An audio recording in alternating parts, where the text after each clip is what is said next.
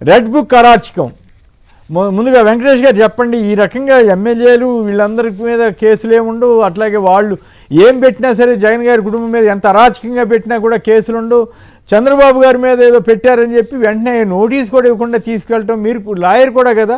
So ఈ పరిణామాలన్నీ చూస్తే మీకేమనిపిస్తుంది? ఆంధ్రప్రదేశ్లో అసలు రాజ్యం ఉందా, ప్రభుత్వం ఉందా, పోలీసు రాజ్యమేనా, ప్రజాస్వామ్యం ఉన్నట్లా లేనట్లా, ఏమిటి అసలు ఈ పరిణామం మీకేమనిపిస్తూ ఉంది? అసలు ఆంధ్రప్రదేశ్లో జీవించాలంటేనే భయం వేసే పరిస్థితికి తీసుకెళ్తున్నారా అని అనిపించట్లా? సార్, ప్రతిపక్ష పార్టీల్లో పనిచేసేటువంటి వ్యక్తులు ఎవరైతే ఉన్నారో కొంచెం ఇన్ఫ్లుయెన్స్డ్ బేస్డ్ గా ఉన్నటువంటి వ్యక్తులు, ఈ వ్యక్తులు ఉంటే ప్రభుత్వంలో నిరంతరం నిరసన కార్యక్రమాలు కోకొల్లలుగా జరుగుతూనే ఉంటాయి అని చెప్పేసి ప్రభుత్వం భయపడి చేసినటువంటి ఒక వ్యవహారంగా దీన్ని చూడాలి. గతంలో పలుమార్లు హైకోర్టు గైడ్ లైన్స్ ని అన్ని రాష్ట్రంలో ఉన్నటువంటి అన్ని కోర్టులకి ఎప్పుడు ఈ దేశ చరిత్రలో ఎప్పుడు కూడా జరిగినటువంటి వ్యవహారం. హైకోర్టు తన కింద ఉన్నటువంటి అన్ని న్యాయస్థానాలకి అర్నేష్ కుమార్ గైడ్ లైన్స్ ని ఫాలో అవ్వండి అని చెప్పేసి క్రిస్టల్ క్లియర్ గా పలుమార్లు వ్యక్తపరిచినటువంటి ఒక పరిస్థితి ఈ రాష్ట్ర ప్రభుత్వంలోనే జరిగింది. ఎన్నిసార్లు హైకోర్టు అక్షంతలు వేసినప్పటికీ కూడా పోలీసు ఉన్నతాధికారులు తాము చేయవలసినటువంటి లా అబైడింగ్ సిటిజన్స్ లాగా వాళ్ళు ఏదైతే చేయాలో దాన్ని చేయకుండా కేవలం పరిపాలనలో ఉన్నటువంటి వ్యక్తుల యొక్క డెసిషన్స్ మాత్రమే ఇంప్లిమెంట్ చేసేటువంటి ఒక పరిస్థితి కనిపిస్తున్నటువంటి వ్యవహారం మనందరూ చూస్తున్నాం ఈరోజు రాష్ట్రంలో. అనవసరంగా వీళ్ళందరినీ అరెస్టులు చేయటం, వాళ్ళని రిమాండ్లకు పంపించడం, పలు అట్రాక్ట్ కానటువంటి అనేక రకాల సెక్షన్లు దాన్ని ఇంప్లిమెంట్ చేసి పంపించడం, దీన్ని మళ్ళీ హైకోర్టుకి వారు అక్షంతలు వేసి మళ్ళీ బయటకు తీసుకురావడం, ఇది ఒక కంటిన్యూషన్ ప్రాసెస్ లాగా జరుగుతున్నటువంటి ఈ పరిస్థితుల్లో దానికి తోడు జగన్మోహన్ రెడ్డి గారి పర్యటన ఉన్నప్పుడే ఈ అరెస్టులు జరుగుతుంది. ఇక్కడ ఇది ఒక విచిత్రమైనటువంటి విషయం. జగన్మోహన్ రెడ్డి గారు ప్రజల్లో ఉన్నప్పుడు కన్సెంట్ పార్టీకి సంబంధించినటువంటి వ్యక్తుల్ని అరెస్టు చేయడం కేవలం ఇది ఒక డైవర్షన్ లో భాగంగా మనం చూడాలి. మరొక రకంగా చెప్పాలి అని అంటే, ఒక పత్రికా విలేకరి, మాజీ పత్రికా విలేకరి, ఒక పార్టీ ఐటీ హెడ్ ఎవరైతే ఉన్నారో అతన్ని అరెస్ట్ చేయడానికి రెక్కి నిర్వహించాల్సినటువంటి అవసరం లేదు. నీ మీద ఇలా కేసు పెట్టాము, మీకు నోటీస్ ఇస్తామనో లేకపోతే విచారణకు మీరు అటెండ్ కావాలనో ఒక నోటీస్ ఇస్తే ఖచ్చితంగా అతను వచ్చేటువంటి పరిస్థితి, ఒక బాధ్యతాయుతమైనటువంటి పదవిలో ఉన్నాడు కాబట్టి. అటువంటి వ్యక్తిని అర్ధరాత్రి పూట రెక్కి నిర్వహించి తెల్లవారుజామున అరెస్ట్ చేసి అతని ఇంట్లో సోదాలు చేయాల్సినటువంటి అవసరం అయితే లేదనేది పలు ప్రజా సంఘాల అభిప్రాయం, పలు నాలాంటి వ్యక్తుల ఒక అభిప్రాయం కూడా ఇదే. రేపు ఇద్దరు ఖచ్చితంగా న్యాయస్థానంలో పోలీస్ చర్యలు ఏవైతే ఉన్నాయో వీటన్నిటిని కూడా తీవ్రంగా విమర్శల పాలయ్యేటువంటి పరిస్థితి, అలాగే బెయిల్ మీద బయటకు వచ్చేటువంటి పరిస్థితి కూడా మనందరం కూడా చూస్తాం. రైట్. అప్పలరాజు గారు చెప్పండి, జగన్ గారి కుటుంబం మీద ఎంత అరాచకంగా పెట్టినా నో కేసు, అసలు కనీసం ఫిర్యాదు కూడా తీసుకోవట్లేదు. మొన్న విశాఖపట్నంలో ఆ మహిళా నేతలు ధర్నా చేసినా పట్టించుకోవట్లేదు. కానీ చంద్రబాబు గారి జోరికి ఎక్కడన్నా ఆయన దాని ప్రతిగా ఒక్కటి పెడితే చాలు వెంటనే కేసులు పెట్టేస్తున్నారు. దీన్ని మీరు ఎలా చూస్తున్నారు? ముందుగా కేసీఆర్ గారు, జగన్మోహన్ రెడ్డి గారు ప్రజల్లోకి వస్తున్నారు అంటే ఈ ప్రభుత్వం ఎంత బెదిరిపోతుందని చెప్పడానికి నిన్నటి రోజు ఒక ఉదాహరణ. నిన్నటి రోజు జగన్మోహన్ రెడ్డి గారు ప్రోగ్రామ్ జోలదిన్నె హార్బర్ విజిట్ చేస్తున్నారు. సో అదొక ప్రభంజనం సృష్టిస్తారు అన్నటువంటిది ప్రభుత్వానికి అంచనా ఉంది.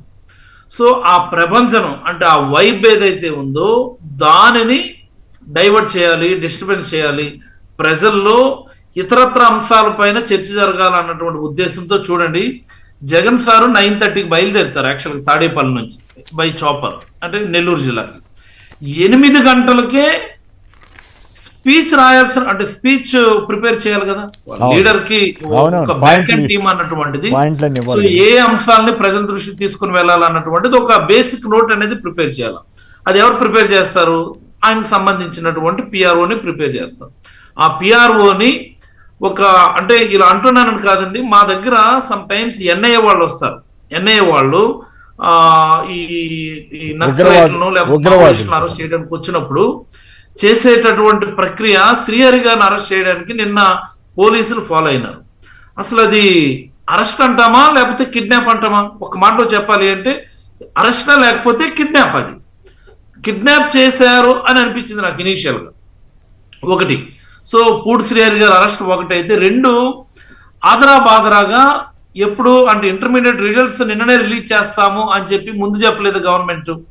జగన్ సార్ ప్రోగ్రామ్ ఫైనల్ అయిన తర్వాత నిన్ననే ఇంటర్మీడియట్ రిజల్ట్స్ అనౌన్స్ చేస్తామని చెప్పి వన్ డే ఇన్ అడ్వాన్స్ చెప్పడం జరిగింది. ఇంటర్మీడియట్ రిజల్ట్స్ నిన్నే అనౌన్స్ చేశారు. రెండోది.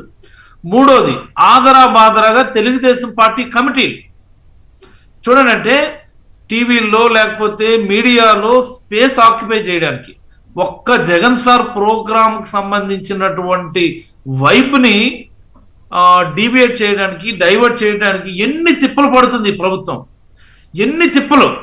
తెలుగుదేశం పార్టీ కమిటీలు అనౌన్స్ చేశారు సాయంత్రం కల్లా. అంటే ఏంటంటే ఈ ప్రభుత్వం యొక్క ప్రతిష్ట ఏమి చేసినా సరే ప్రజలకు రీచ్ అవ్వడం లేదు. ప్రజల్లో ఆ స్థాయిలో అంటే జగన్మోహన్ రెడ్డి గారి కార్యక్రమం స్థాయిలో మనము చర్చ చేయలేకపోతున్నాం అన్నటువంటి ఒక భయం ఈ ప్రభుత్వానికి ఆల్రెడీ వచ్చింది. ఇది నిదర్శనం, ఇది వచ్చింది, ఇది కంటిన్యూ అవుతుంది, ఇంకా కంటిన్యూ అవుతుంది. ఇకపోతే శ్రీహరి గారు అరెస్ట్ అంటే చాలా అంటే ఐ వాజ్ షార్టెడ్ కేసీఆర్ గారు. నేను నిన్న మార్నింగ్ 7:10 మాట్లాడాను, 7:20 మాట్లాడాను, 7:50 మాట్లాడాను నేను శ్రీహరి గారు. 8 గంటలకి డీటైన్ చేశారు పోలీసు. అంటే ఈ హార్బర్లో దీనికి సంబంధించి డేటా కోసమని నోట్ ప్రిపరేషన్ కి సంబంధించి నేను దాని కన్సర్న్ మినిస్టర్ గా పనిచేశాను కాబట్టి కొంత బేసిక్ డేటా క్లారిఫికేషన్స్ డౌట్స్ కి సంబంధించి అడిగినప్పుడు 7:50 కూడా నేను మాట్లాడానండి. 8 గంటలు డీటైన్ చేశారంటే అసలు నిజంగా ఒక రకమైనటువంటి ఏదో తెలియనటువంటి ఒక భయం, ఒక రకమైనటువంటి నిరాశ. ఏంటి ఇంత అన్యాయం ఈ రాష్ట్రంలో, ఇంత ఘోరమా అని. ఏ రోజు పూటి శ్రీహరి గారి పేరు మీద ఒక సోషల్ మీడియా అకౌంట్ కూడా ఉండదు. ఇది ప్లీజ్ నోట్ ఇట్ డౌన్. ఆయన పేరు మీద ఒక సోషల్ మీడియా అకౌంట్ కూడా ఉండదు. ఆయన కేవలం పార్టీ కోసం, నాయకుడి కోసం ఆయన ఎంటైర్ లైఫ్ ని తన ఎంటైర్ లైఫ్ ని ఈ నాయకుడి కోసం అని చెప్పి పెట్టినటువంటి వ్యక్తి. చాలా లో ప్రొఫైల్లో ఉంటారు, చాలా తక్కువ మాట్లాడతారు. ఒక మాటలో చెప్పాలంటే చాలా తక్కువ మాట్లాడతారు. సో అలాంటి వ్యక్తిని అంత అరాచకంగా, అంత కిరాతకంగా కిడ్నాప్ చేసి ఎత్తుకొని వెళ్ళి మధ్యాహ్నం వరకు అంటే ఒక పర్టికులర్ టైం ఎక్కడ తీసుకెళ్తున్నారో కూడా ముందు చెప్పలేదు.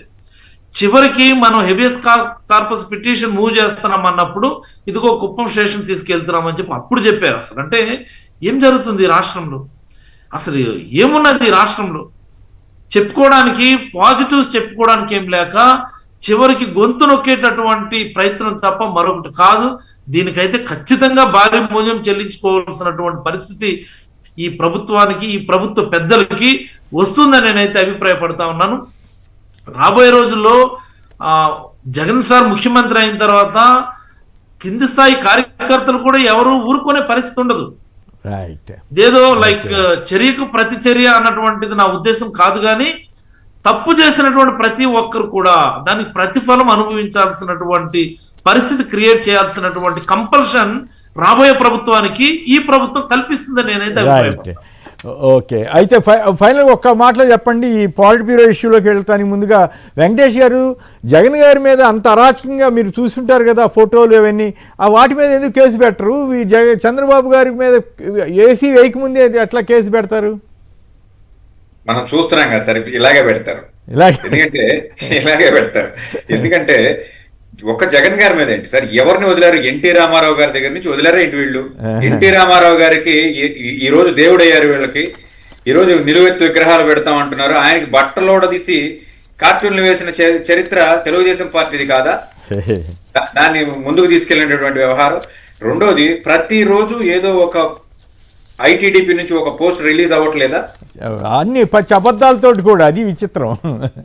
అయినప్పటికీ కూడా నో కేసు కదా, కేసు ఫిర్యాదు తీసుకోవట్లేదు, అది మరీ దుర్మార్గంగా ఉంది. రైట్, ఇంకొక ఇష్యూలోకి వెళదామండి.